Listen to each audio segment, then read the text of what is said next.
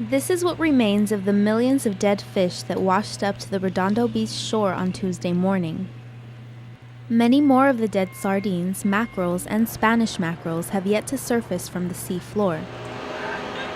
Volunteers, city workers, and aquarium personnel worked hard filling nets and barrels with the fish that city workers say will be used for fertilizer.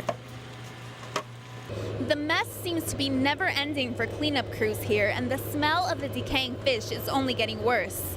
There has been a good turnout of volunteers, but more are still needed. King Harbor resident Octavio Carranza says the problem is not having enough cleanup equipment for them to help, like nets. In a city of 12 million people, it's hard to believe that they don't have 50 extra nets, or that someone cannot get organized enough to get 100, 200 nets to clean up a mess before it becomes worse. Because these fish will eventually become more and more toxic, and with the possibility of a bioluminescent bloom is possible, and then more fish could die. So it needs to be taken care of quickly. The unforeseen mass death of these fish is something cleanup crews are learning to deal with as they go, says one volunteer.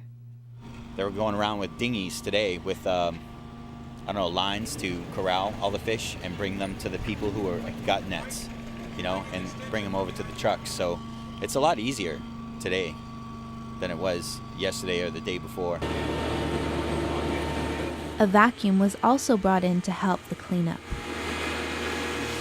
Sea Lab Program Director Brent Shiwi explains the suspected cause of the incident. We were surprised at the number of dead fish that were down here, although there was still some fish alive and swimming in the harbour. It looked like the fish were kind of in distress and kind of looking, for oxygen. So we confirmed that with some readings. We took some DO readings, dissolved oxygen readings, and those levels were critically low. Despite all the decay, some life still remains. In Redondo Beach, I'm Julissa Reyes for Valley View News.